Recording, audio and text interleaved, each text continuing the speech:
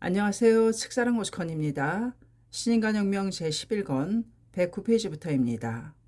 저자는 이케다 다이사쿠, 펴낸 곳은 화강신문사입니다. 개간, 인간이 이룰 수 있는 가장 훌륭한 일은 남에게 빛을 줄 수 있는 일이다. 이것은 남미 해방의 아버지 시몬 볼리바르의 말이다. 1966년 3월 15일 예정보다 40분 늦은 오전 11시에 브라질 상파울루를 출발한 야마모토 시니치 일행은 비행기로 다음 방문지인 페루의 수도 리마로 향했다.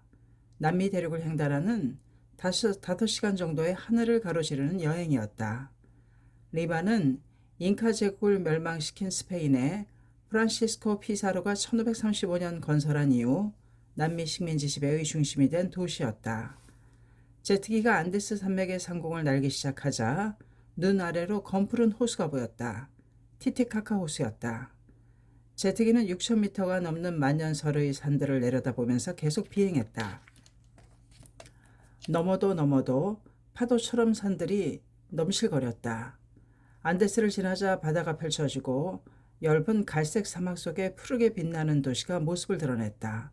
그 아름다운 도시는 리마였다. 시니치는 트랩을 내려 처음으로 페루의 대지에 섰다. 빨려 들어갈 것 같은 창공에 빛나는 여름 태양이 눈부셨다. 공항에는 페루 지부장인 지나 미사요시와 하루 전에 리마에 들어간 하루키 세이치로를 비롯하여 일본에서 온 몇몇 간부가 맞이해 주었다. 당시 리마에서는 많은 멤버들이 공항 대합실에 모여 최초로 페루를 방문하는 야마모토 회장을 성대히 환영하려고 의견을 나누고 있었다. 그런데 당시 페루 정부에서도 하케를 경계의 눈으로 보고 있어서 선발 간부가 눈에 띄는 환영은 피하고 지부장 지라시만이 맞이하도록 설득했던 것이다. 유감스러웠지만 멤버들은 야마모토 회장을 무사히 페루에 맞이하기 위해 동의했던 것이다. 지나는 40대 초반의 온순한 인물이었다. 공항에서 하루키로부터 마중 나오기까지의 경위를 들은 시니치는 몹시 걱정했다. 여러분에게 분한 마음을 가지게 해서 정말 죄송합니다. 그 대신 페루의 미래를 위해 몇 배 더 손을 쓸 테니 안심하십시오. 지나는 시니치의 겸허함과 깊은 배려의 말을 마음 깊은 곳에서 우러나오는 감동을 느꼈다. 신뢰라는 인품에서 나오는 공감의 울림이었다. 페루 지부장인 지나 미사요시는 1924년 오키나와에서 태어났다.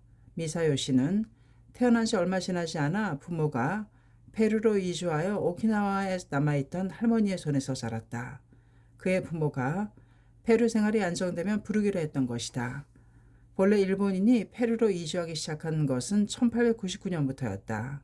790명의 계약 노동자가 사쿠라마호를 타고 건너갔는데 이것은 1908년 가사토마르호를 타고 브라질로 건너간 최초의 브라질 이주보다도 9년이나 앞선 남미 이주의 시초였다. 그러나 페루로 이주한 사람들의 생활은 비참하기 그지없었다. 대우도 열악하고 풍토병에 쓰러지는 사람도 많았다. 가혹한 노동에 견디지 못하여 도망치는 사람도 속출했다. 진아의 부모가 이주할 무렵은 이미 최초의 이주에서 4반세기가 지난 뒤라 일본계도 페루 사회의 기반을 쌓기 시작할 무렵이었다. 하지만 그래도 새로운 이주지가 생활 기반을 굳건히 한다는 것은 쉽지 않았다. 부모가 마사요시를 부를 형편이 되기까지는 17, 18년이 경과한 뒤였다. 그 사이 진아는 17세에 해군에 지원 입대하여 일본 각지의 해군 기지를 전전하고 있었다. 더욱이 1945년 2월에 페루가 일본에 선전포고를 했기 때문에 부모와 자식이 서로 연락도 취하지 못하는 상태였다. 그의 부모는 오키나와는 옥새, 명예나 충절을 위해 깨끗한 죽음을 했다는 이야기를 듣고는 진아도 죽었을 거라고 생각하고 있었다. 전쟁이 끝난 뒤 진아는 할머니가 피난해온 미야자키에서 살다가 건설 관련 회사를 세웠다. 사업은 궤도에 올랐지만 마음 한 구석에는 늘 페루로 건너간 부모 생각뿐이었다. 30세가 넘었을 무렵 진아는 아는 사람에게서 신심 이야기를 들었다. 어려서부터 부모와 헤어져 살아야 했던 그는 숙명이라는 문제를 진지하게 생각하고 있었다. 따라서 순순히 불법을 받아들일 수 있게 되었다. 이패를 생각하기 시작할 무렵의 일이었다. 우연히 들은 라디오 방송에서 누군가 자신을 찾고 있다는 사실을 알게 되었다. 부랴부랴 연락을 해보니 자신을 찾는 사람은 이전에 페루에 살았던 아버지의 친구였다. 그 사람은 아버지에게서 내 아들은 죽은 것 같으나 일본 어딘가에 살아있을지도 모른다.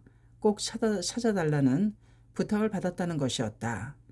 지나 마사요시는 신심을 해볼까 생각하던 차에 부모의 소식을 알게 된 것이 왠지 불가사의하게 느껴졌다. 그래서 1957년 3월에 주저없이 입회하였다.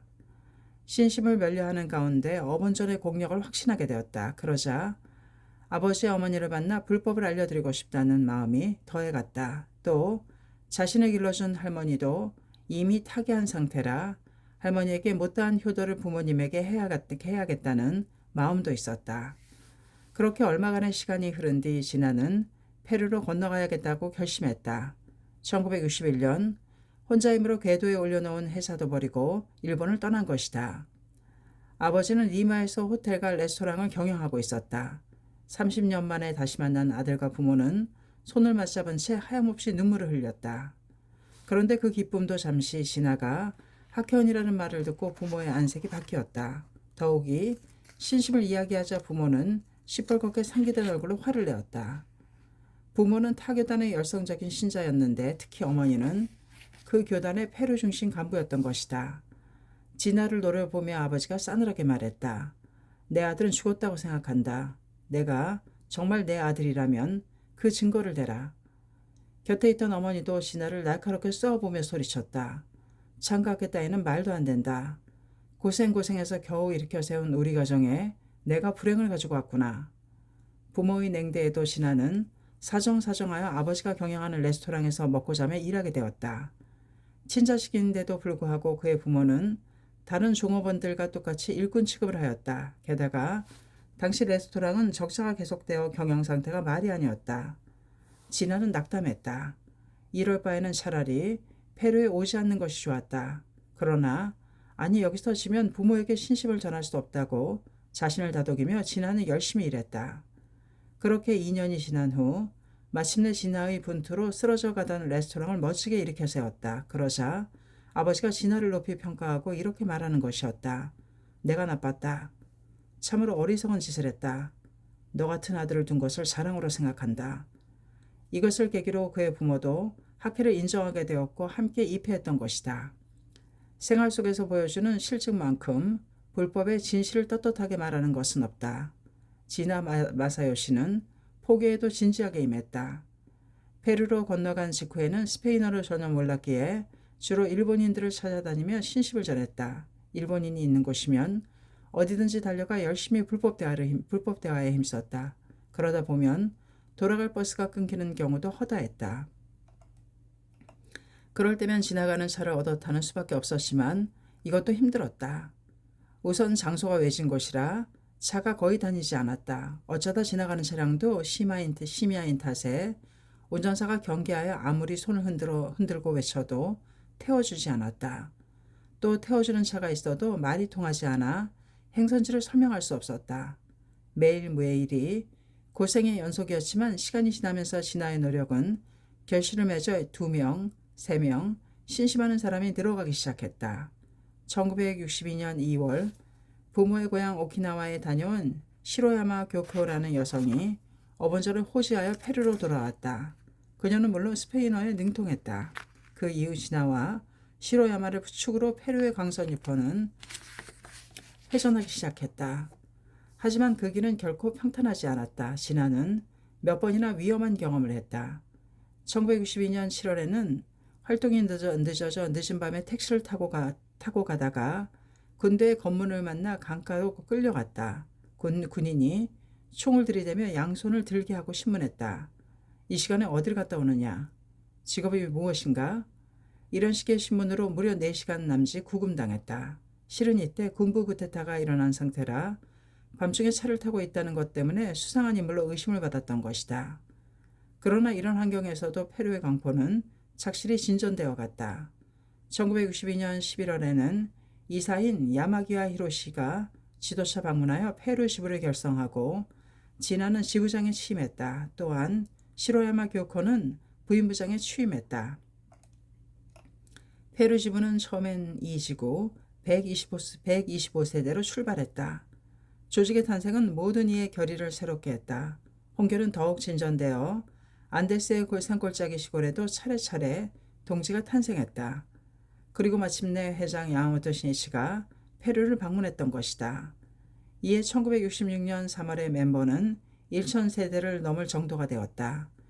그와 동시에 페루 정부도 학회를 경계의 눈으로 보게 되었던 것이다.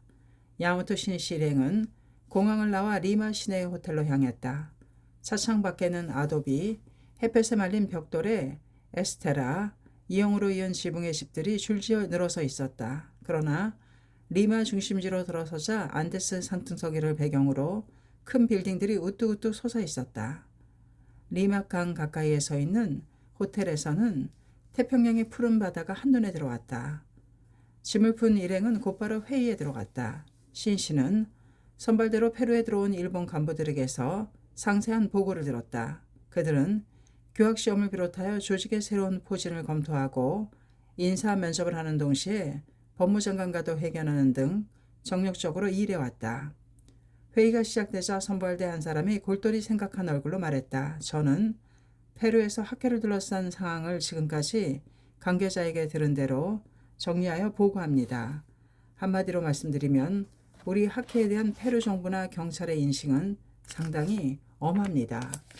브라질과 마찬가지로 정부 관계자와 매스컴은 야마모토 선생님의 방문 목적이 정당을 만들기 위한 준비가 아닌가 우려하고 있는 것 같습니다. 따라서 선생님의 행동에 대해 신경을 곤두세우고 있습니다. 들은 그대로 전하면 경찰 관계자 한 사람이 이번 방문에서 어떤 선동적인 면이 보이면 앞으로 페루 참가에 대해서 경계를 강화할 수밖에 없다고 말했답니다. 시인씨는 이날 오후 6시에 메트로폴리탄 극장에서 개최할 대회에 참석할 예정이었다. 거기서 멤버들을 만나 격려하는 일에 모든 것을 걸고 있었다. 하지만 이 말을 듣고 시인씨의 머리는 어지러울 정도로 생각에 골똘하고 있었다. 만약 내가 예정대로 이 대회에 나가면 당국은 그것을 선동으로 받아들여 도발이라고 볼 게 분명하다. 그리고 내가 돌아간 뒤에 멤버들에 대해 다양한 방법으로 단속을 시작할 것이다. 그리 때문에 페루 동지들이 너무 힘들어진다. 멤버들은 슬퍼할지 모르지만 긴 안목으로 보면 내가 오늘 밤 대회에 참석하는 것은 결코 이로운 일이 아니다. 중요한 것은 우리 동지들을 어떻게든 지키는 것이다. 모든 동지들이 안심하고 신심에 힘쓸 수 있는 상황을 어떻게 만드는가가 중요하다. 동양한 주조기요시가 마음을 정한 듯 야마모토 신씨에게 말했다. 현재 상황을 고려하면 오늘 대회에 선생님께서는 참석하지 않는 것이 좋을 것 같습니다. 우리들이 참석하는 것은 당국도 그다지 마음에 드는 것 같지 않습니다만 선생님께서 참석하신다면 그들을 자극하는 것이 아닌가 생각됩니다. 신씨가 고개를 끄덕끄덕하면서 말했다. 나도 지금 그런 생각을 하고 있었습니다. 어쩔 수 없이 이번 대회는 여러분에게 부탁하는 수밖에 없군요. 지금 당장은 멤버들이 실망하겠지만 언젠가는 내 마음을 알아줄 것입니다. 대회는 나갈 수 없지만 나는 페루를 위해 끝까지 일할 것입니다. 동지들을 생각하면 강한 일념만 있으면 어떤 상황에서도 손을 쓸 수 있습니다. 그 목소리에는 엄한 결의의 울림이 있었다. 그런데 페루의 미래를 위해 내가 만나야 할 사람이 있습니까? 신씨 물음에 선발대 멤버가 바로 대답했다. 우선 일본계 유력 인사를 만나주셨으면 합니다. 알겠습니다. 만나겠습니다. 그리고 매스컴 관계자도 분담하여 만나기로 합시다. 여하튼 모든 사람들에게 학회를 올바르게 인식시키는 것이 무엇보다 중요합니다.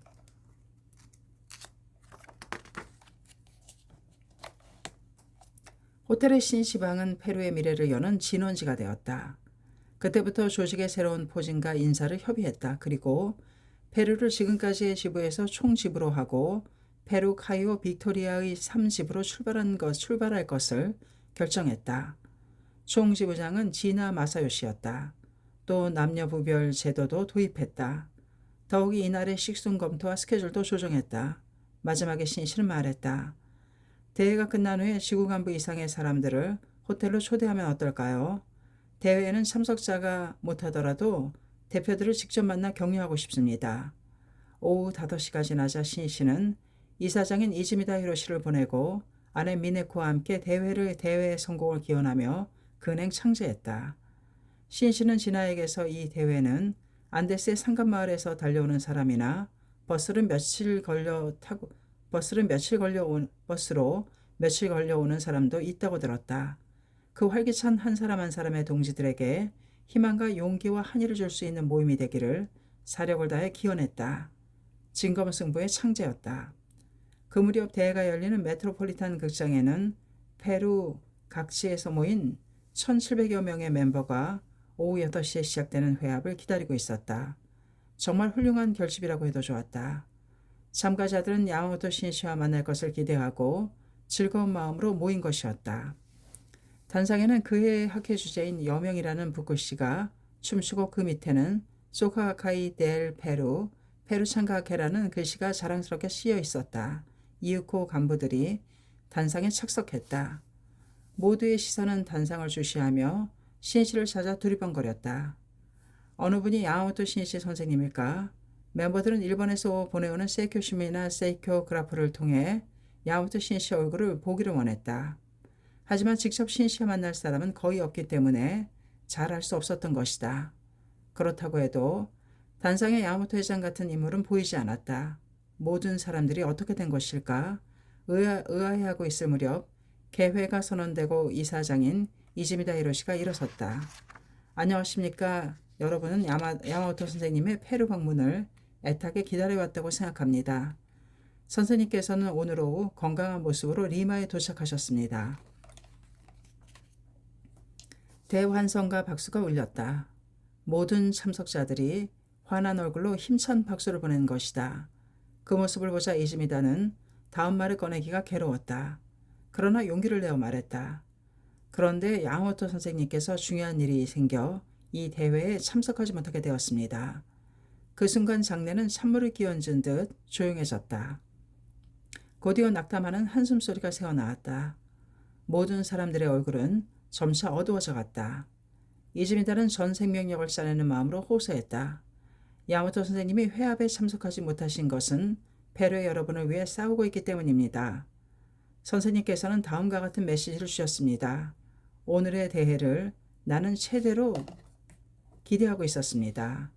하지만 급한 일이 생겨서 어쩔 수 없이 참석할 수 없게 되었습니다. 그러나 나는 여러분의 활동 무대인 페루의 대지에 서서 여러분의 황금 같은 미래를 열기 위해 맹렬한 싸움을 개시했습니다.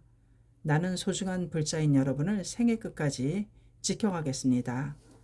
멤버들은 이즈미다 히로시가 읽는 야마모토 신씨의 메시지를 한마디도 놓치지 않겠다는 듯 진지한 얼굴로 경청했다. 나와 여러분은 동지입니다. 동지란 똑같은 자각, 똑같은 결의로 맺어진 사람입니다. 여러분은 나와 똑같은 자각으로 한 사람 한 사람이 사자가 되어 벗의 행복을 위해 사회를 위해 일어서 주십시오. 또 나를 대신하여 괴로워하는 사람을 부드럽게 힘있게 격려해 주시기 바랍니다. 오늘의 대회는 여러분이 사자로서 일어서는 모임입니다. 나도 제목과 성원을 보내면서 지켜보고 있습니다. 모쪼록 여러분의 힘으로 밝고 활기차고 희망이 넘치는 역사적인 대회로 만들어 주십시오. 그리고 페루 국가를 목청껏 부르며 사회에 공헌하는 시민으로 전진해 나갈 것을 염원에 마지 않습니다. 나는 반드시 또 페루에 오겠습니다. 언젠가 뵙게 되기를 기대합니다. 이상이 선생님의 메시지입니다. 모든 사람들은 알겠다는 듯 고개를 끄덕였다.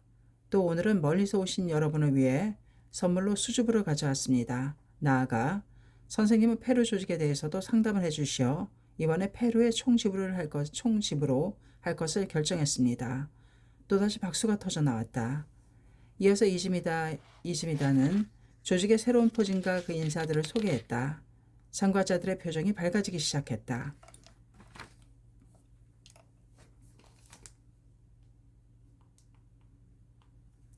식수는 시험 발표에 이어 남미 본부장인 사이키 야스히로의 인사, 신씨를 동행해온 간부들의 인사 순으로 나아갔다. 간부들은 어떻게든 멤버들을 복돋으려고 최선을 다했다. 그들은 결의했다. 야마모토 선생님이 참석할 수 없다고 해서 희망도 환희도 없는 시시한 회합이 된다면 많은 구도자들의 소중한 인생의 시간을 빼앗는 것이다. 폐업을 담당한 자의 책임으로서 절대 그런 결과로 끝내서는 안 된다. 그 진지함이, 그 필사의 노력이 차츰 멤버들의 마음을 움직여갔다. 시간이 지날수록 참가자들의 낙담은 결의로 바뀌어갔다. 마지막에 세계 강포의 노래에 이어 신씨의 제안으로 참석자들 모두가 페루 국가를 제창하였다. 그때 멤버들의 얼굴은 상기되고 마음은 뛰고 발랄한 새 출발의 숨결이 넘쳐 흘렀다. 야마토 신씨는 페루의 대발전을 기념하며 근행 창제한 다음 곧바로 일본계 유력 인사와 만나 학회에 관한 이해를 촉구했다. 혼신의 힘을 다한 대화였다. 신씨는 보이지 않는 곳에서 깊고 조용한 페루의 강선 유포를 위한 세기를 박아갔다. 내 사랑하는 동지들을 단호히 끝까지 지키자고. 신씨가 호텔로 돌아온 잠시 뒤 지부장, 지구부장 등 간부대표 20여 명이 찾아왔다. 신씨는 이 멤버들을 따뜻하게 맞이했다. 여러분 정말 잘 오셨습니다. 기다리고 있었습니다. 뵙게 되어 반갑습니다.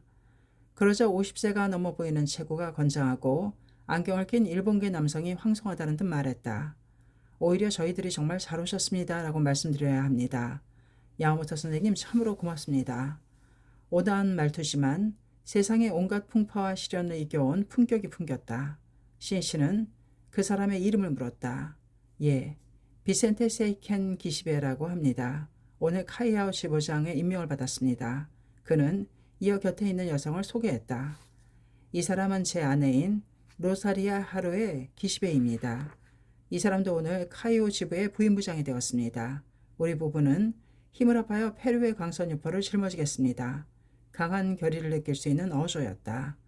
기시베는 1913년 오키나와 나고야에서 태어났다. 농림학교를 졸업하고 농업시험장에 취직하여 농목축업 시찰을 위해 아르헨티나에 건너간 것이 그가 남미 땅을 처음 밟게 된 계기였다. 남미의 풍광에 반한 기시베는 그대로 일본에 돌아가지 않았다. 형이 페루의 리마에 살고 있었기 때문이었다. 형과 함께 리마에 살게 된 기시베는 처음엔 형의 이발소를 도왔다. 하지만 형이 이발소를 그만두자 그들 형제는 힘을 합쳐 우유 배달업을 시작했다. 그리고는 1945년 6월 일본계 2세인 로살리아와 결혼했다. 이에 2월에 페루가 일본에 선전포고를 하여 반일 감정이 강한 시대여서 불안 속에 제2의 인생을 시작했다. 전쟁이 끝나자 기시베는 철물점을 경영하는 한편 미국에서 하수도용 강간을 수입하여 판매하는 일을 시작했다. 이것이 대히트였다. 비센테 세이켄 기시베의 사업은 성공한 듯 보였다. 그러나 순조로운 시절은 오래가지 않았다. 어느 날 계약 서류를 제대로 확인도 안 하고 가벼운 마음으로 사인한 것이 큰 화를 불러왔다. 사기꾼들이 작성한 가짜 계약서였기에 그는 엄청난 피해를 입게 되었다. 게다가 페루 사회의 심한 인플레 현상으로 엎친 데 덮친 격이 되었다. 사업이 실패하자 막대한 빚만 남아 완전히 궁지에 몰렸다. 엎친 데 덮친 격으로 장녀는 관절염, 장남은 천식, 셋째는 간질을 앓고 있었다. 당장 먹고 살 것도 없는 처지에 아이들의 약을 산다는 것은 불가능했다. 병으로 괴로워하는 아이들을 보면 몹시 불쌍하여 자신이 한심스러웠다. 이제까지 돌보아준 우인들도 멀어져만 갔다. 그때 기시베는 이미 40대 후반이 되어 있었다. 페루에 와서 20여 년 동안 쌓아 올린 인생의 모든 것이 발밑에서 와르르 무너져가는 느낌이 들었다. 돈을 마련할 길이 없어서 잠자리에 들어도 악몽으로 가위 눌리는 날이 계속되었다. 절망감에 빠진 그는 2번이나 자살을 기도했다. 한 번은 리마 교회의 해안 벼랑에서 뛰어내렸다. 중상을 입었으나 죽지는 않았다. 2번째는 고속도로 달리는 버스에서 뛰어내려 죽으려 했다. 그러나 이번에도 역시 자살은 미수로 끝나고 말았다. 어떻게든 가족들을 먹여 살리기 위해서 아내 로살리아는 아버지와 동생이 빌려준 자금으로 미용실을 차렸다. 그 무렵 기시베는 고향 오키나와에서 같은 중학교를 나온 동창생의 제안으로 지나 마사요시의 집에 가서 불법 이야기를 들었다. 진지하게 신심을 멸려하면 어떠한 고뇌도 반드시 해결할 수 있습니다. 이렇게 단언하는 진아의 확신에 감동을 받은 기시베는 즉석에서 사인을 하고 입회를 결정했다. 1962년 3월의 일이었다. 그 이야기를 들은 아내 로살리아는 안색이 변했다. 여보, 왜 또 생각 없이 사인을 했어요? 확실하게 알아보지도 않고 경솔하게 사인을 했다가 우리가 무슨 꼴을 당했는지 잊었어요? 막대한 빚을 안게 된 것도 원래는 남편이 안이하게 서류에 사인을 했기 때문이었다. 이에 넌더리도 내지 않고 정체를 알 수 없는 종교에 입회하는 서류에 또다시 사인하고 돌아온 남편에게 로살리아는 화가 났다. 로살리아는 기원하는 것만으로 문제를 해결할 수 있다고 가르치는 종교는 애당초 속임수임이 뻔하다고 생각하고 있었다. 그래서 남편이 창가학회에 들어가는 것을 찬성하지 않았다. 그러나 기시배는 열심히 근행 창제에 힘써 나갔다. 그러면서 인생의 재출발을 위해 처남이 경영하는 사진관의 조수가 되어 일을 도왔다. 그는 학회활동을 열심히 해나가는 중에 뭔가 생명이 약동하는 것을 느꼈다. 게다가 자신의 사고방식이 바뀌어가는 것도 깨달았다. 기시배는 그전까지는 자기만큼 불행한 사람은 없다고 생각했었다. 그런데 인생의 산전수전을 다 겪었기 때문에 비로소 다행히 본전임을 만날 수 있었고 모든 것이 이제부터 행복해지기 위한 단계라고 느낄 수 있게 되었다. 이 행복에 대한 확신이 그에게 용기를 가져와 무슨 일이든 의욕적으로 열중하게 되었던 것이다. 이윽고 기시배는 독립하여 리마시의 교회에 사진관을 차렸다. 가게 이름은 시와왓의 행복으로 지었다. 그것은 신심으로 반드시 행복해진 모습을 보이겠다는 결의를 담은 이름이었다. 로살리아는 남편이 재기해가는 모습은 기뻐하고 있었다. 하지만 그때까지도 신심에 대해서는 여전히 부정적이었다. 기시배는 아내를 해합에 데려가려고 열심히 설득했다. 그녀는 마음이 썩 내키지 않았지만 남편의 체면을 세워주자는 생각으로 자담에 참석해보기로 했다. 처음에 로살리아는 수상쩍다는 생각을 품고 이야기를 들었다.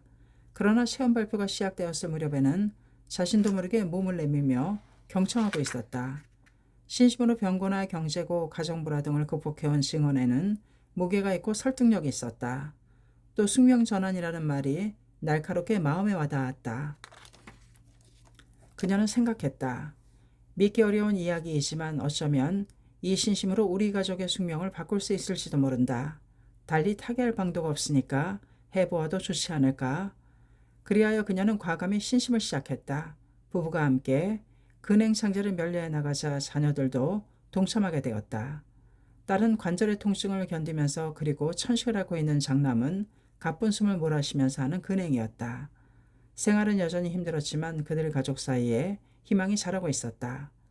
1962년 11월 페루의 지부가 탄생하자 기시베 부부는 지구부장 지구부인부장으로 임명되었다. 비센테 세이켄 기시베는 결의했다. 나는 생애 광선 유포를 위해 끝까지 살아가겠다. 이를 위해서는 생활의 기반을 확립하지 않고서야. 이 무렵부터 불가사의하게도 로살리아 미용실이 번성하게 되었다. 또 얼마 후에는 그가 경영하는 사진관의 주변 도로가 정비되고 관청과 학교가 잇따라 세워져서 크게 번성하였다. 이로써 거액의 빚도 단기간에 갚을 수 있었다. 그리고 무엇보다도 기쁘게 아이들의 병이 씻은 듯이 말끔히 나아버렸다.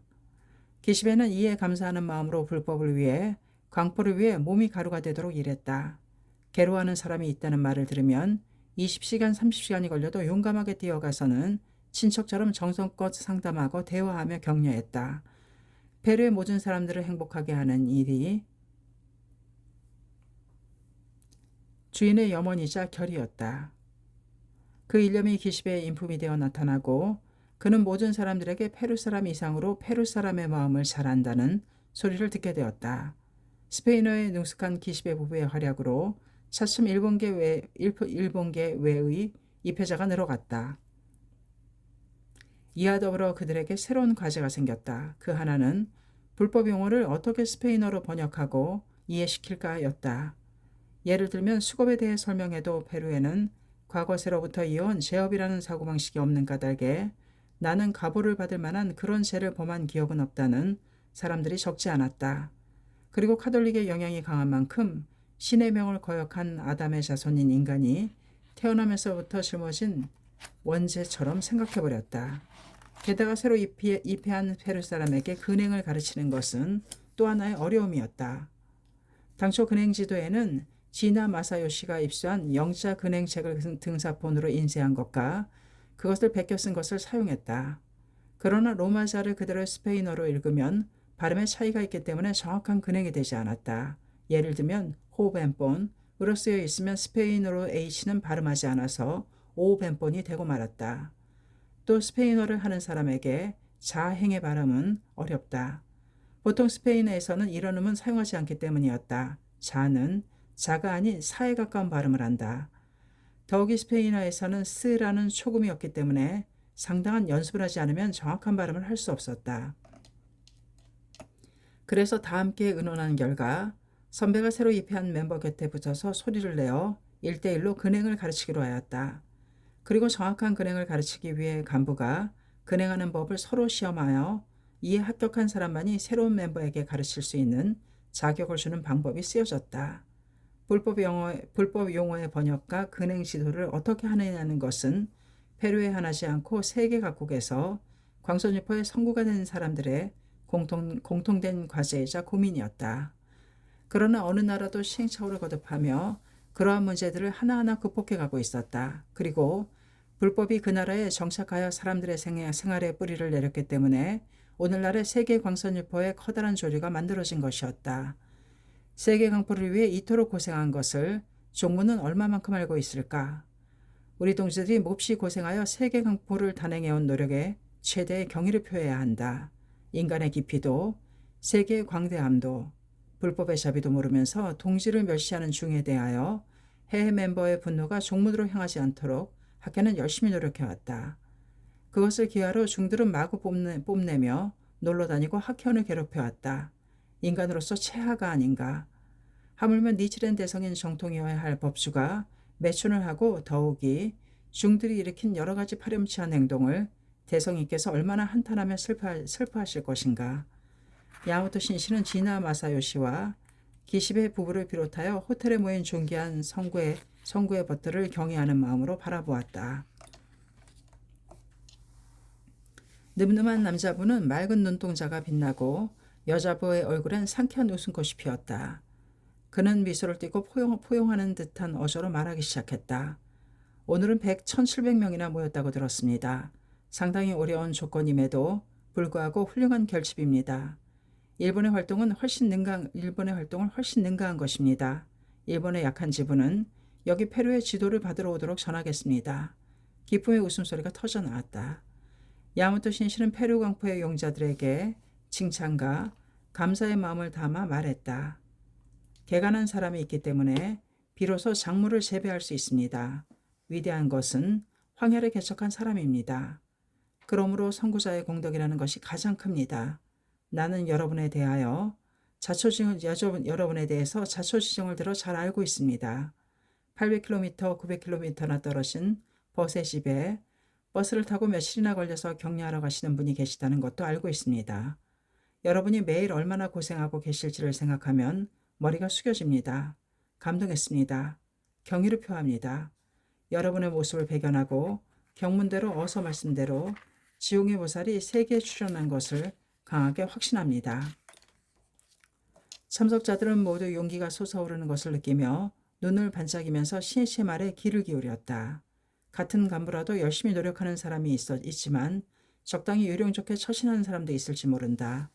그러나 다른 사람은 어떻든 나 자신이 광선유포를 위해 고생하고 움직인 만큼은 전부 자신의 공덕이 되고 복운이 되는 것이 불법입니다. 다른 사람의 눈은 속일 수 있어도 불법의 준엄함, 인가의 이법은 절대로 속일 수 없습니다.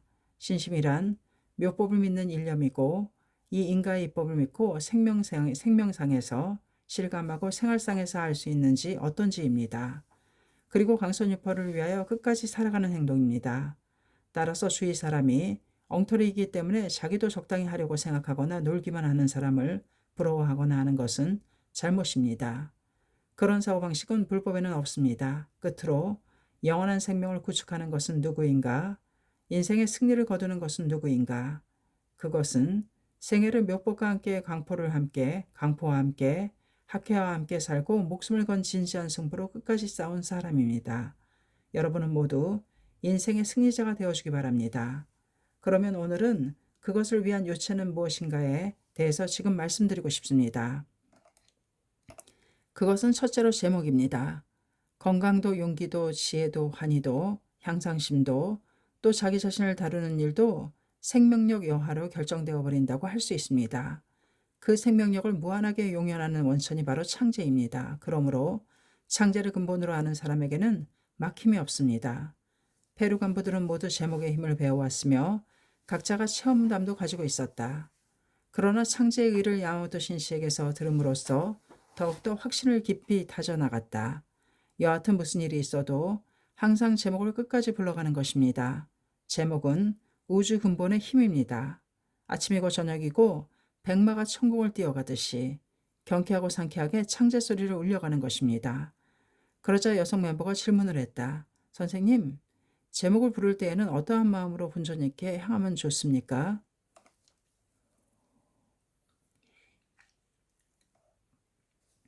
시인실은 살며시 웃으며 웃음을 띠며 고개를 끄덕이면서 대답했다. 부처와 대면하는 것이므로 엄숙한 마음을 잊어서는 안 됩니다. 순수한 마음으로 본전님께 부딪혀가면 됩니다. 본전님은 대자대비의 부처님이십니다. 자기 자신이 원하는 것, 고민하는 것, 희망하는 것을 있는 그대로 기원해가는 것입니다. 힘들 때, 슬플 때, 괴로울 때는 아이들이 어머니의 팔에 몸을 던져 매달리듯이 본전님이라고 부르며 사심없이 부딪혀가면 됩니다. 본전님은 무엇이든 들어주십니다. 마음속을 다 털어놓듯이 대화하듯이 제목을 거듭해가는 것입니다. 그러면 지옥 같은 괴로움도 거짓말처럼 이슬처럼 사라져버립니다.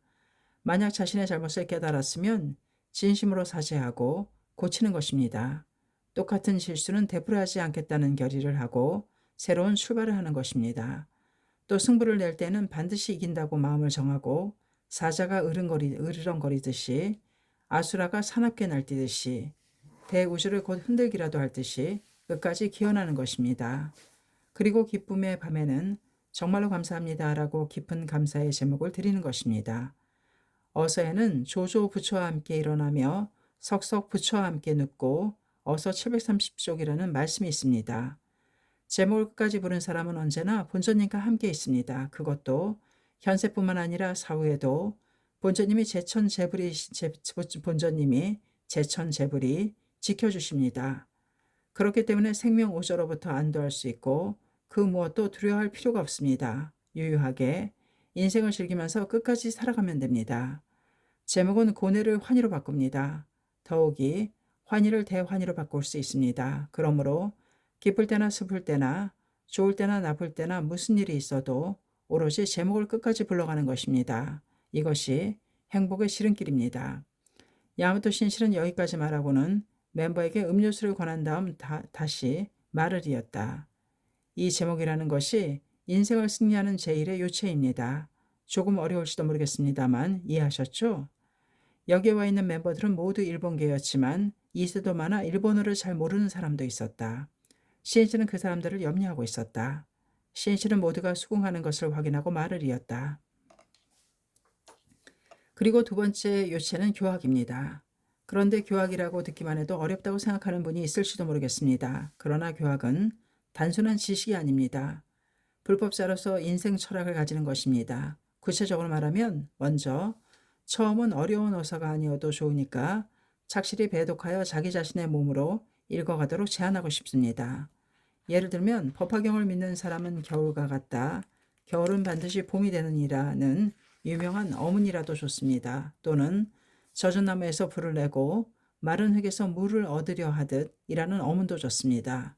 그 말씀을 믿고 마음을 정하여 어문대로 정진해 가는 것입니다. 그렇게 하면 정말로 그대로다라고 실감하여 본전님에 대해 대확신을 가질 수 있습니다. 그것이 진정한 의미에서 어서를 배독하는 것이며 실천하는 교학인 것입니다. 하나하나의 어문을 몸으로 읽고 자기 것으로 할 수 있다면 자연히 다른 어서도 이해하게 됩니다. 모든 것에 통하게 됩니다. 모두는 신시의 지도를 듣는 사이에 교학과 어서 연찬이 친근하게 느껴졌다. 세 번째 요체로 나는 신심의 지속을 들고 싶습니다. 인생은 마지막이 중요합니다. 한때는 아무리 열심히 하고 있어도 머지않아 신심에서 멀어지고 학회에서 멀어져 버린다면 전혀 소용이 없습니다. 동양의 명언에 오랜 공도 마지막 한 번의 실수로 무너지고 만다라는 말이 있습니다. 이 말은 일을 마지막까지 완수하지 않으면 아무런 소용이 없다는 말입니다. 집을 지어도 성냥개비 하나로 재가 되는 경우마저 있습니다. 비행기도 착륙할 순간에 사고가 난다면 목적지에 도착할 수 없습니다. 여하튼 마지막까지 포기하지 않고 계속해서 노력하는 것입니다. 이를 위해서도 먼저 10년 앞을 목표로 하여 전진해 주기 바랍니다. CH는 이 사람들을 반드시 페루 강선유포의 기폭제로 만들지 않으면 안 된다는 생각으로 필사적이었다. 멤버의 생명을 개간하듯 깊숙이 갱이를 휘두르는 마음으로 한마디 한마디에 전혼을 기울인 지도였다. 여기서 그는 페루 지도자들로부터 보고와 요망을 들으면서 이야기를 계속했다. 그리고 일본계 사람 이외에 페루 사람이 속속 입신하고 있다는 말을 듣고는 스페인어로 된 기간지를 발간하면 어떨지를 제안했다. 실은 페루에서 등사판으로 인쇄한 여명이라는 스페인어 신문을 발행한 적이 있었다. 그러나 2회 정도 발행했을 뿐 흐지부지 끝나버리고 말았다. 기간지도 지속이 중요합니다. 한다고 정했으면 우유부단해서는 안 됩니다. 그러지 않기 위해서는 반드시 누군가가 책임을 맡는 것입니다. 조직 활동은 어느 때는 포교이기도 하고 또 어느 때는 교학이기도 하여 끊임없이 변화합니다. 이에 따라서 중요해서 시작한 일도 그만 쉽게 잊어버리는 경우가 있습니다. 그러므로 무슨 일이 있어도 그 일을 생각하고 책임을 맡을 사람이 필요합니다. 모든 것을 중심자가 혼자서 하고 있으면 활동이 다면적으로 대면될수록 막혀버리는 법입니다. 중심자와 같은 자각으로 각 분야의 책임을 맡아줄 사람이 있으면 중심적인 활동을 할 수 있는 데다 조직도 강하고 반석과 같이 됩니다. 여하튼 강선유포가 발전하는 힘은 단결입니다. 여러분이 지금 이렇게 페루라는 나라에 모인 것도 우연이 아닙니다. 우리들의 관계는 구원의 연유로 이루어진 것이고 과거로부터 깊고 깊은 연대로 맺어져 있습니다. 그렇기 때문에 다 함께 사이좋게 서로 격려하고 지키며 힘을 합쳐서 전진하는 것입니다. 그때 멤버 한 사람이 말했다. 선생님, 스페인어로 된 새로운 신문의 이름을 지어주십시오. 알겠습니다. 일본의 기간지와 마찬가지로 세이쿄라는 말을 사용하면 어떨까요? 페루 세이쿄 하면 어떻겠습니까? 그것은 페루의 여러분이 일본을 이끌어간다는 의의를 담아서 그렇게 한 것입니다. 또다시 박수가 터져 나왔다. 이어서 해관 설립 등에 대해서도 협의하여 미래를 향한 희망이 넘치는 대화가 되었다. 야마토 신실은 다음과 같이 말을 맺었다. 페루 멤버가 1000세대를 넘었다는 것은 광선유포의 기반이 갖추어진 것으로 역사적인 장거입니다. 나는 페루의 여러분이 한 사람도 빠짐없이 행복해지도록 매일 열심히 제목을 보내겠습니다. 다음에는 꼭 일본에서 만납시다. 남을 생각하는 마음도 우정도 기원에서 시작된다. 기원이야말로 인간과 인간을 맺어주는 힘이다. 시인지는 끝으로 한 사람 한 사람과 악수를 나누고 기념사진을 찍었다. 멤버들의 볼은 홍조를 띠고 입가에는 웃음꽃이 만발하였다. 또한 그들의 눈에는 새로운 결의가 빛나고 있었다. 다음 날인 16일 야마토 신씨 일행 모두는 아침부터 저녁까지 정신없이 바쁜 하루를 보냈다. 시인지는 일본계 유력 인사들과의 해경과 시찰로 동분서주하였고 주조 기요시는 매스컴 관계자를 만났다. 그리고 이즈미다 히로시 일행은 볼리비아의 멤버들을 격려하기 위해 출발했다. 그런 도중에도 시인씨는 리마에서 남쪽으로 약 30km가량 떨어진 파차카마게 유적지에 들렸는데 가는 곳마다 계속해서 제목을 불렀다. 이 대시와 이 산하의 구석구석까지 제목을 깊이 스며들게 만들겠다는 심정으로 다시 리마의 거리로 돌아와 중심가를 돌아보니 광장 중앙의 대자 위에 선 기마상이 시선을 끌었다. 이 기마상의 높이는 4, 5층 빌딩 크기와 비슷했다. 이 광장이 그 유명한 산마르틴 광장이고 그 기마상은 페루 독립운동에 위대한 업적을 남긴 남미 해방의 영웅 산마르틴이었다. 호세 데 산마르틴은 1778년 아르헨티나의 북동부 지방인 야페유에서 태어났다. 당신은 아르헨티나를 비롯하여 페루와 칠레 등도 스페인의 식민지였던 것이다. 산마르틴은 소년 시절에 부모의 고향인 스페인으로 건너갔다. 스페인 군인이었던 아버지의 전출 때문이었다. 그런 아버지의 영향 때문이었을까? 그도 성인이 되자마자 군인이 되었다. 그러나 스페인의 지배에 대항하여 남미에서 독립을 희망하는 혁명이 일어나자 그는 스페인군을 떠나 1812년 3월에 부에노스아이레스로 돌아갔다. 산마르틴이 34세 때 일이었다. 그에게 남미는 태어난 고향이었고 조국이었다. 때문에 그는 남미 해방과 독립을 위해 한 몸을 바치겠다고 결심했다. 결심을 굳힌 산마르틴은 자신이 훈련시킨 4,000명의 해방군, 5,000명이라는 설도 있음, 해방군을 이끌고 안데스 산을 넘어 스페인군과 싸우고 칠레의 산티아고를 공략했다. 사람들은 산마르틴에게 칠레의 최고 지도자가 되어달라고 요청했다. 하지만 그는 정중히 사양했다.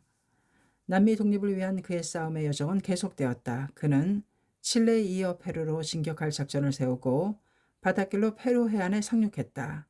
이때 산마르틴은 전 군사에게 알렸다. 제군들이 여기에 온 것은 정복하기 위해서가 아니다. 이 나라의 국민을 해방하기 위해서다. 1821년 7월 그는 드디어 리마를 해방시켰다. 그리고는 7월 10일 산마르틴은 겨우 부관 한 사람을 데리고 리마로 들어갔다. 그의 모습을 보고 사람들은 외쳤다. 장군 만세. 그러자 그는 노라고 송구스러워하며 군중들에게 말했다. 장군 만세가 아니라 페루 독립 만세라고 외치시오. 7월 28일 산마르틴은 광장에 모인 민중 앞에서 페루 독립을 소리 높여 선언했다. 곧이어 그는 최고 군사 지휘권과 행정권을 가지는 호민관에 취임했다. 그러나 그를 기다린 것은 질투와 중상의 돌팔매질이었다. 저자는 왕이 될 야망을 가지고 있다. 그는 폭군이다. 제왕이다. 악마다. 그가 어떤 마음을 가지고 무엇을 목표로 쌓았는지 사람들은 알아주지 못했고 또 알려고도 하지 않았다. 그 무렵 그는 한 동지에게 이런 내용의 편지를 썼다. 페루는 자유롭게 해방되었다. 나는 기꺼이 무거운 책임을 적당한 사람에게 넘겨주고 여기를 떠나고 싶다. 산마르틴의 염원은 결코 권력을 잡는 것이 아니었다. 오로지 스페인의 남미 지배의 중심 거점인 리마를 해방하는 것이었다. 페루가 독립을 선언했다고는 하지만 완전한 독립을 이루기 위해서는 아직 스페인군과 전투를 계속해야 했다. 그 무렵 산마르틴이 칠레에서 북상한 것처럼 또 한 사람의 남미 해방의 영웅인 시몬 볼리바르는 베네수엘라, 콜롬비아, 에콰도르 지방으로 남하하여 그곳들을 해방시켰다. 산마르틴은 페루의 독립을 위해서는 볼리비아군과의 협력이 필요하다고 생각했다. 그리하여 두 사람은 지금의 에콰도르 콰야킬에서 회견을 하게 되었다. 산마르틴과 시몬 볼리바르의 회견은 남미 역사의 수수께끼로 남아있지만 이 두 영웅은 상당한 의견 차이를 보였다고 한다. 두 사람은 남의 여러 나라에 대한 정치체제와 미래에 대해서도 사고방식이 완전히 달랐던 것이다. 양웅불구립, 지도자는 한 사람이어야 한다. 이라는 말처럼 산마르틴은 위협의 완성을 볼리바르에게 맡기고 은퇴를 결심하였다. 왜 그가 그런 결심을 했는지 모두들 그 이유를 몰랐다. 그가 속마음을 속 시원히 드러내지 않았기 때문이었다. 그러나 그가 볼리바르에게 보낸 편지에 자신의 생각을 이렇게 적었다. 귀공이 군을 이끌고 페루에 오실 때에는 나의 존재가 분명히 방해될 것입니다. 독립전쟁은 한 지휘관의 명령하에 그 지휘자가 전력을 다했을 때 종결되는 것이 가장 행복하다고 생각합니다. 그래서 나는 이쯤에서 그만두어야겠다고 생각합니다. 산마르틴은 자신의 사명이 페루를 해방하여 독립을 선언하고 남미가 스페인의 지배에서 벗어나 자유를 쟁취할 길을 여는 것이라고 자각했음이 분명하다. 그것이 달성되었으니 이제는 한 지도자의 지휘 아래 통합해 가는 것이 가장 중요하다고 생각했을 것이다. 또 그의 건강이 점점 나빠지고 있다는 것도 그 한 이유였다. 독립을 향한 멈출 줄 모르는 흐름이 만들어진 지금 그는 권력과 처지 등에는 아무런 미련도 집착도 없었다. 그렇기 때문에 자기보다 5살 젊은 시몬 볼리바르에게 페루 해방의 마무리를 맡기기로 결론을 내린 것이었다. 페루로 돌아온 산마르틴은 독립선언 후에 열린 제1대 국회에 참석하여 자신에게 주어졌던 지위와 권한을 반납했다. 그리고 바람처럼 페루를 떠났다. 그러자 이번에는 남미 해방의 위대한 공로자인 그에게 매우 무책임하다는 등의 온갖 욕설을 퍼부었다. 그렇지만 무사의 영웅은 그런 중상에 꺾이지 않고 초연하게 자신의 신념을 관철해 나갔다. 그 후 산마르틴은 아르헨티나에서 유럽을 건너가 1850년 8월 프랑스에서 72세로 생애를 마쳤다. 그의 삶은 남미 해방의 영웅이라고는 생각할 수 없을 정도로 소박했다고 한다. 그러나 어디까지나 약한 자를 지키려는 마음은 변하지 않았던 것 같다. 산마르틴의 만년에 이런 에피소드가 남아있다. 어느 날 소녀딸이 울면서 그의 방으로 들어왔다. 소녀의 손에는 인형이 꽉 쥐어져 있었다. 소녀가 우는 소리로 말했다. 할아버지, 인형이 망가져서 추워해요. 그는 장롱에서 노란 리본이 달린 훈장을 꺼내 손녀에게 건네주면서 말했다. 이것을 인형에게 달아주어라. 그러면 쉬가 가실 거야. 손녀는 울음을 그쳤지만 그녀의 어머니인 그의 딸이 의아한 얼굴로 말했다. 아버지, 그것은 프랑스군을 물리쳤을 때 스페인 정부에서 받은 명예로운 훈장이 아닙니까? 산마르틴은 빙긋이 웃으면서 타이르듯이 말했다. 아이의 눈물도 그치게 하지 못한다면 리본이나 훈장의 가치는 어디에 있느냐? 사람들의 고통을 구해야 비로소 훈장이고 명예라는 것이 그의 신념이었을 것이다. 야마토 신시는 광장에 서서 산마르틴의 기마상을 잠시 바라보며 이 영웅의 생애를 떠올렸다. 그리고 오로지 남미 해방의 염원을 산마르틴이 왕위에 대한 야망을 품은 자, 폭군이라고 비방한 중상을 당한 것을 생각하니 곧 자신의 일인 듯 싶어 동병상련의 마음이 들었다. 신시도 또한 민중의 행복과 세계 평화를 위해 지금까지 살아왔다. 그러나 일본 국내에서는 그가 공명당으로 하여금 천하를 지배하려 하고 있고 자신이 최고 권력자가 되어 국가 지배를 노리고 있다고 세상에 널리 알려진 것이다. 또 이 남미에서도 신시는 독재자라고 표현되며 각국에서 정당을 결성하여 세계 정복을 계획하고 있다는 등의 중상을 당하고 있었다. 인간은 자기를 기준으로 사물을 생각한다. 그러므로 자신의 야심과 야망을 위해 사는 인간은 무사의 존재를 인정할 수 없다. 그리고 무사인 까닭에 사람들로부터 칭찬과 존경을 받는 사람에 대해서 자기만의 욕심에 사는 사람은 강한 반발과 질투심을 품고 배척에 집중포화를 퍼붓는 것이다. 신실의 의연이 우뚝 솟아있는 기마상에게 맹세했다. 내 일생도 박해를 거듭당할 것이다. 그러나 나는 계속 싸울 것이다. 계속 싸울 것이며 절대로 지지 않겠다. 비애의 숙명의 쇠사슬에서 인류를 해방하는 것이 나의 사명이기 때문이다. 야마토 신시의 페루 체제 기간은 2박 3일이었다. 3월 15일 오후에 도착했으니 17일 아침에는 출발해야 하는 바쁜 스케줄이었다. 그런 중에도 신시는 멤버들의 격려를 비롯하여 미래를 위하여 모든 도움을 아끼지 않았다. 그리고 16일 신시는 페루 동지들의 큰 비약을 바라며 정영실을 한수본했다. 묘법의 건하의 의기는 지금 여기에 황금의 씨앗을 널리 뿌려나가라. 8년 전 이날은 도다조세이가 야마모토 신시를 비롯한 청년부들에게 광선유포의 후사 일체를 의탁한 기념 식전이 거행된 날이었다. 그날 신시와 청년들에게 광포의 바통이 건네지고 그들 가슴속 깊이 황금의 사명에 종자가 심어졌다. 거기서부터 일본의 새로운 광포의 지평이 열려져 나갔다. 신시는 그 3.16의 의의를 담아서 멤버 한 사람 한 사람의 생명에 광선유포의 황금의 씨앗을 뿌리는 마음으로 이 시를 읊은 것이었다. 다음 날인 17일 아침 신시 일행은 리마를 떠나 마이애미로 향했고 로스앤젤레스와 호놀룰루를 거쳐 23일 귀국했다. 리마에서는 페루 정부를 자극하지 않으려고 멤버들의 배웅도 사양했다. 조용한 출발이었지만 신시에게 격려를 받은 멤버들의 마음에는 광포에 대한 투혼이 격렬하게 타오르고 있었다. 그 중에서도 비센테 세이켄 기시베는 페루 광포의 전 책임을 담당하려는 굿 자각을 굳게 다졌다.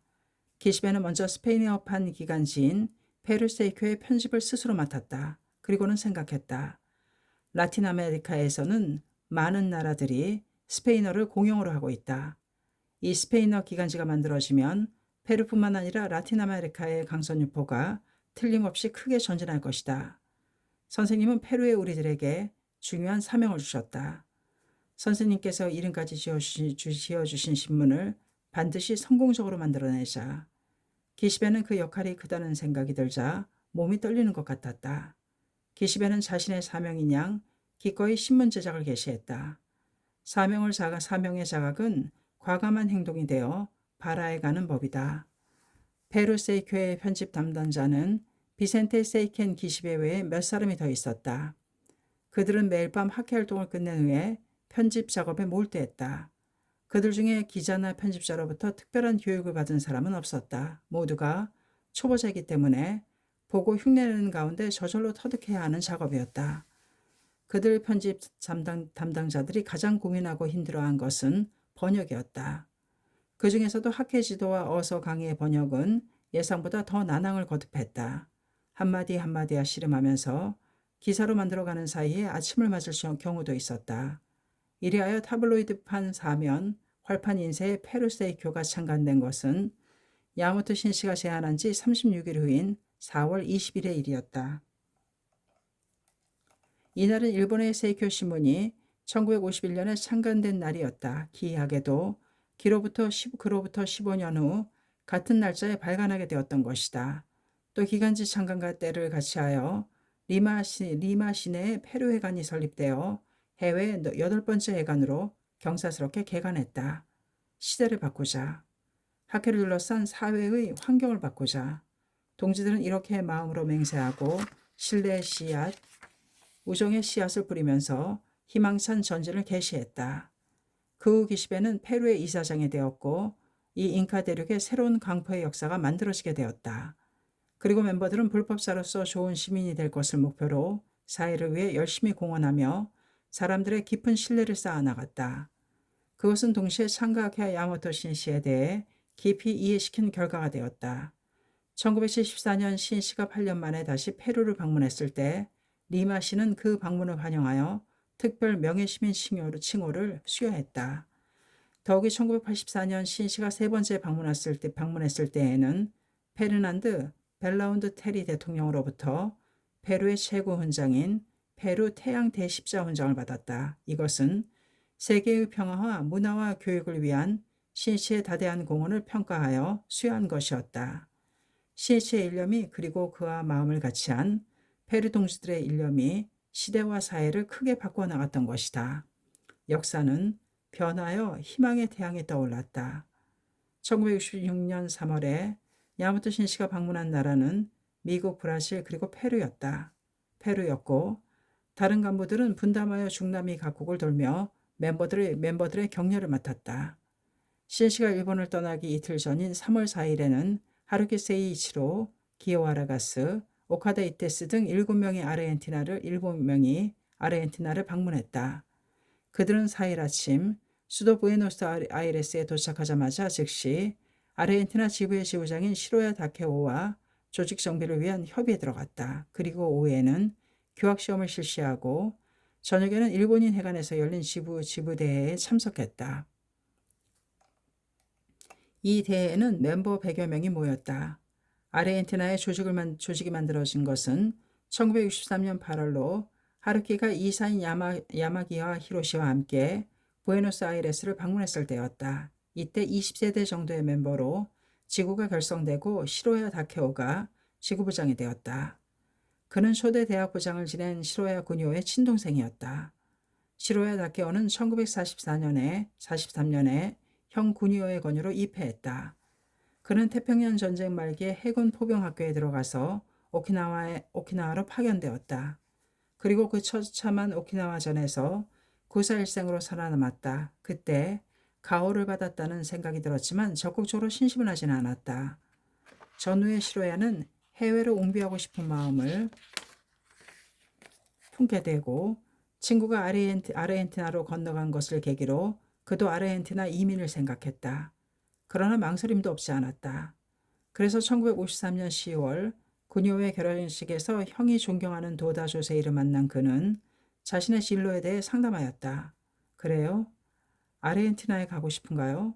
괜찮지 않습니까? 갔다 오세요. 사내대장부의 실력을 알아보자고요. 이 말로 그는 마음을 정했다. 이듬해 7월 시로야는 배편으로 일본을 떠났다. 아르헨티나에서는 철공소부터 시작해서 세탁업, 조합의 일, 생선가게 경영 등을 거쳐 이윽고 해외 이민사업단의 현지 채용으로 그것 직원이 되었다. 이런 시로야를 격려하고 신심을 분발시킨 사람은 일본에서 이주온 오키다 가시야라는 아키타 출신의 청년이었다. 아르헨티나에서는 오키다가 어릴 때부터 동경한 나라였다. 전후 가난한 시절 아르헨티나에서 하회 재배로 성공한 부친의 우인이 공책과 연필 그리고 비스켓 등을 자주 오키다의 집으로 보내주었다. 그런 많은 물건들을 보면서 오키다 가시야는 언젠가는 나도 이 풍요로운 아르헨티나에 건너가서 큰 농장을 경영해보고 싶다고 생각하다가 고등학교를 중퇴하고 도항 준비를 시작했다. 도항을 위해 가나가현에서 하해 재배 기술을 배우고 있던 1957년 9월 그는 먼저 신심을 시작한 어머니의 권유로 입회했다. 그 이듬해 9월 오키다는 아르헨티나로 떠났다. 오키다는 부에노스아이레스 근교에 있는 아버지의 우인 댁에서 하회 재배 일을 도우며 신심에 힘써 나갔다. 그러나 그는 외로워서 견딜 수가 없었다. 불법에 대해 학회에 대해 서로 이야기하고 격려할 수 있는 동지가 있으면 좋겠다.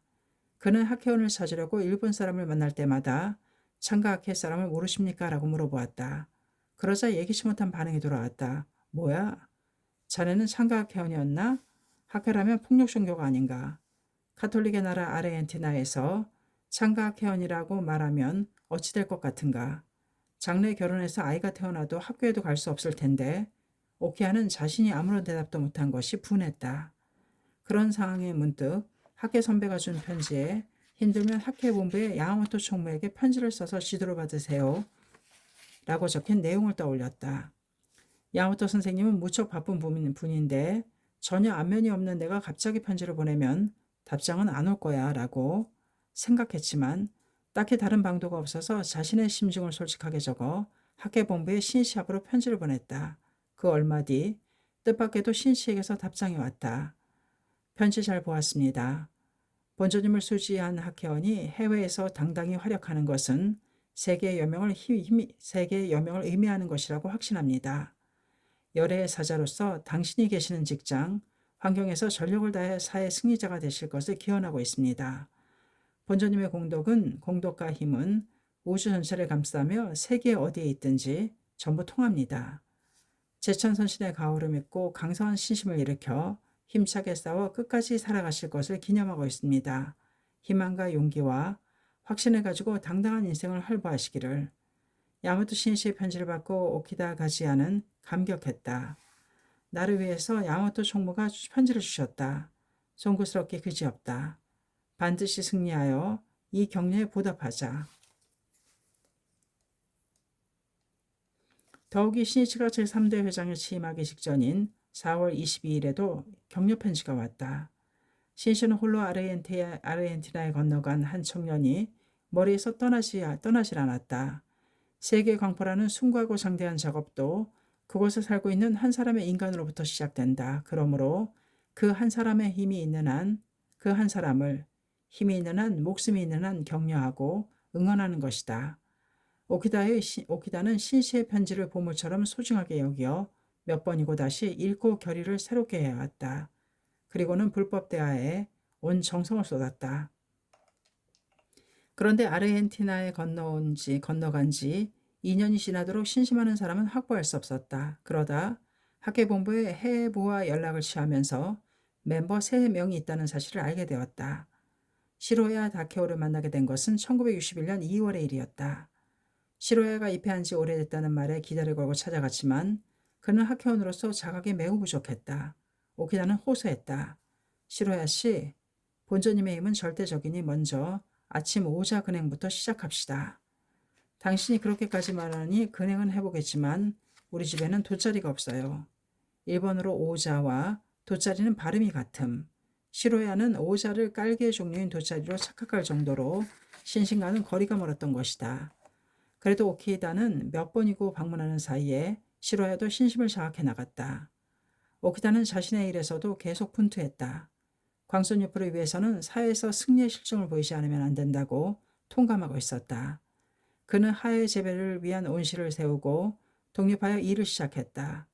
그러나 당장 생활비가 없는 처지였으므로 처음에는 다른 농원에서 일을 하지 않으면 안 되었다. 그러면서도 그는 어떻게 하면 더 좋은 화해를 재배할 수 있을지 남보다 갑절로 고민하고 연구를 거듭했다.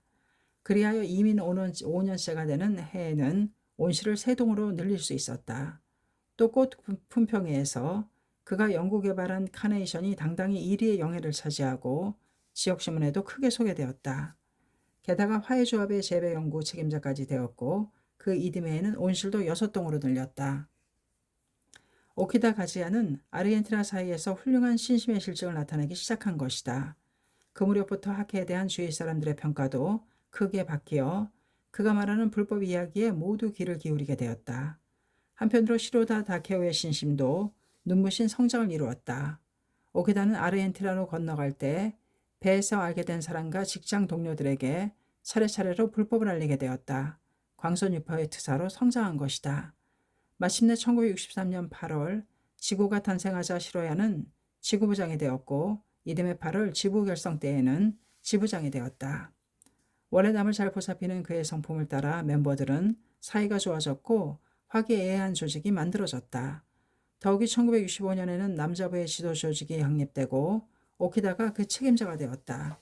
곧이어 오키다는 일본 간부의 소개로 도쿄에서 본부 직원이 있던 아카이와 마스코라는 여성과 결혼했다. 마스코는 해외 강포를 위해 도움이 되고 싶다는 희망이 있었지만 실제로 아르헨티나에서의 생활이 시작되자 놀라움을 감추지 못했다. 오키다의 집에 부에노스아이레스에서 30km 정도 떨어진 농촌지대에 있어서 전기도 들어오지 않았던 것이다. 게다가 그녀는 경험이 전혀 없는 농사일도 돕지 않으면 안 되었다. 그녀는 일본을 떠나올 때 아르헨티나 여자부의 책임자로 임명을 받았었다. 그러나 학회활동을 나가더라도 주인은 풀이 우거진 광대한 대초원이었다. 버스도 거의 없어 남편의 오토바이 뒤에 타고 나가는 수밖에 없었다. 그것은 당초 그녀가 상상한 구미 대도시의 이미지와는 완전히 달랐다. 익숙하지 않은 농사일로 고달픈 몸, 램프 불빛에서의 생활, 안 통하는 말, 마스코는 대초원으로 지은 크고 새빨간 저녁해를 바라보며 하염없이 눈물을 흘렸다. 그러나 그녀는 일본을 떠나기 전에 야마토 신시가 지도해준 말을 떠올리며 약해지려는 자신을 타일렀다. 야마토 선생님은 힘든 일도 있겠지만 제목이라고 말씀하셨다. 자신 있는 곳을 상적강토가 된다고 가르치는 것이 불법입니다. 나는 광선유포를 위해 여기에 왔다. 어떤 일이 있어도 져서는 안 된다. 이런 결심으로 미스코는 열심히 학회활동에 임했다. 도쿄에서 여자부의 간부였던 그녀는 아르헨티나 멤버들의 활동이 느긋하고 더디다는 생각에 견딜 수 없었다. 또한 그녀의 시각에서는 엄격하게 시간을 지키고자 하는 의식과 어떠한 시련에도 도전하려는 학회 정신이 두드러지게 부족한 듯 느껴졌다. 하지만 그녀가 열심히 독려할수록 그들의 마음은 멀어져만 갔다. 어느 날 그녀는 멤버에게서 이런 말을 들었다. 당신은 열심히 하고 있지만 나는 당신을 따를 수 없어요. 충격이었다. 나의 어디가 좋지 않다는 것일까? 그녀는 필사적으로 창제를 했다. 제목을 부르는 사이에 스스로 깨달은 것이 있었다. 나는 일본에서의 활동을 기준으로 하여 모든 것을 거기에 끼워 맞추려고 초조해져 있었다. 결국 자기 본이었지 않은가. 중요한 것은 아르헨티나의 현실을 받아들여야 하는 것이다. 멤버 한 사람 한 사람의 고뇌를 어떻게 해결해 갈 것인가. 또한 모두가 진심으로 납득하고 기쁘게 활동할 수 있는 조직으로 만들기 위해서는 어떻게 하면 좋을지를 중심으로 생각하지 않으면 리더가 자기 본의이거나 교만하면 조직은 막혀버린다. 이후 미스코는 철저한 가정 방문과 개인 지도에 전력을 쏟았다. 광선유포의 작업은 파도가 바위를 깎는 것과 비슷할지도 모른다. 착실하고 끈질긴 대화와 격려의 반복이야말로 모든 것을 바꾸어가는 원동력인 것이다. 이리하여 아르헨티나는 시로야 다케오를 중심으로 오키다 가지야와 마스코라는 젊은 힘이 단결하여 멤버도 120세대를 돌파하게 이르렀다. 그리고 1966년 3월 4일 하루키 세이치로의 일행이 방문하게 되었다. 4일 밤 부에노스아이레스의 일본인 회관에서 열린 대회에서는 교학시험 합격자 조직의 새로운 포진이 발표되었다. 조직의 새로운 포진의 초점은 부인부였다. 지금까지 아르헨티나에서는 부인부 간부가 없었지만 고보리 요시에라는 40대 후반의 여성이 지부 부인부장에 취임한 것이다. 그녀는 입회한 지 1년 남짓 되었지만 아이의 천식을 극복하는 등 몇 가지 시험을 가지고 있었다. 또한 지부의 부부인부장도 탄생하여 오키다 마스코가 여자부 책임자 겸임으로 맡게 되었다. 파견 간부의 지도 순서가 되자 하루키 세이치로가 일어섰다. 이번에 야마모토 선생님은 아르헨티나에서는 못 오셨습니다만 다음과 같은 전언을 주셨습니다. 경애하는 아르헨티나 여러분의 행복과 일가의 번영을 기원하며 저는 매일매일 열심히 제목을 보내고 있습니다. 저도 곧 아르헨티나에 꼭 가겠습니다. 일본과 아르헨티나는 지구 반대쪽으로 멀리 떨어져 있습니다. 하지만 광선유포를 위해 끝까지 살아가는 사람의 마음은 나와 같습니다. 저의 마음속에는 항상 여러분이 있습니다. 여러분의 마음속에도 내가 있을 것입니다. 우리는 함께 불의의 동지로서 밝고 사이좋고 명랑하게 이 세상에서의 사명을 완수해 가지 않겠습니까? 뵐 수 있는 날을 즐겁게 기다리겠습니다. 이상이 선생님의 전언입니다. 참석한 많은 멤버들은 이 전언을 듣고 눈물을 흘렸다. 대부분의 사람들이 동지의 수도 적은 곳에서 외로움과 슬픔을 참고 야마모토 회장을 생각하며 입술을 깨물고 광선유포를 위해 매진해왔기 때문이었다. 하루키는 호소했다. 오늘은 아르헨티나의 새로운 출발의 날입니다. 산다는 것은 역사를 만드는 것입니다. 각자가 자신의 행복과 아르헨티나 강포에 새로운 역사를 만들어가지 않겠습니까? 혼의 섬광이 어둠을 뚫는 듯한 맹세의 박수 소리가 울려 퍼졌다.